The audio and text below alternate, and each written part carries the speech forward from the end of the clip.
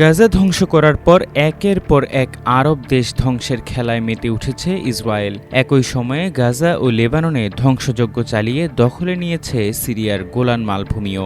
আসাদ সরকারের পতনের পর গোটা সিরিয়ার প্রতিরক্ষা ব্যবস্থা গড়িয়ে দিয়েছে ইহুদিবাদী ইসরায়েল। ইয়েমেনে তেল আবিবের হামলা যেন নৈমিত্তিক হয়ে দাঁড়িয়েছে। ঘোষণা দিয়ে হামলা করা হয় ইরানে। এবার সব সীমা ছাড়িয়ে সম্প্রতি নেতানিয়াহুর সেনারা হামলা করেছে মধ্যপ্রাচ্যের অন্যতম মার্কিন মিত্র কাতারের রাজধানী দোহাতে। যদিও এই হামলা সম্পর্কে আগে থেকে কিছুই জানা ছিল না বলে জানিয়েছে ওয়াশিংটন ডিসি।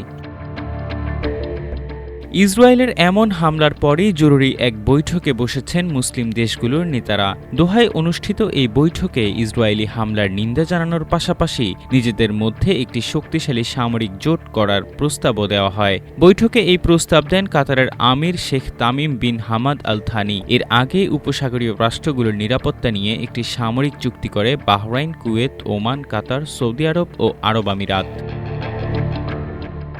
এবারের বৈঠকে এই সামরিক জোটকে ক্রিয়াশীল করার কথা স্পষ্টভাবে উচ্চারণ করেন কাতারের আমির। কাতারের পররাষ্ট্র মন্ত্রণালয়ের মুখপাত্র মাজেদ মোহাম্মদ আল আনসারি জানান, খুব শীঘ্রই দোহাতে উপসাগরীয় দেশগুলোর সামরিক নেতৃত্বের একটি বৈঠক অনুষ্ঠিত হবে। সেখানে উপসাগরীয় প্রতিরক্ষা সক্ষমতা তৈরির ব্যাপারে কার্যকর পদক্ষেপ নেওয়া হতে পারে।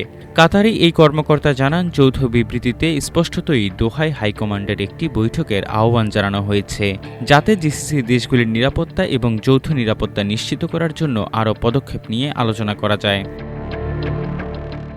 যদিও বিশ্লেষকরা মনে করছেন, যৌথ সামরিক জোট গঠন করা হলেও এর কার্যকারিতা আসলে একেবারেই নগণ্য। এর কারণ হিসেবে তুলে আনা হয় আরব দেশগুলোর সামরিক প্রযুক্তি ও উদ্ভাবনে চরম অযোগ্যতা। এসব দেশগুলোর প্রত্যেকেই সামরিক সরঞ্জাম ও প্রশিক্ষণের জন্য আমেরিকার উপর নির্ভরশীল। এমনকি তাদের অস্ত্রের ব্যবহারও পেন্টাগনের উপর নির্ভর করে থাকে।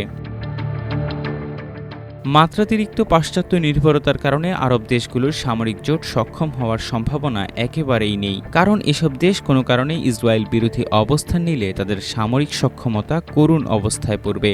এছাড়াও বাহরাইন, মরক্কো ও আরব আমিরাত আব্রাহাম অ্যাকর্ডের আওতায় ইসরায়েলের সঙ্গে কূটনৈতিক সম্পর্কে রয়েছে। ফলে এসব কারণে তেল আবিবের বিরুদ্ধে এসব পদক্ষেপ কেবল অসারের তর্জন গর্জনের মতোই হবে বলে মনে করছেন অনেকে।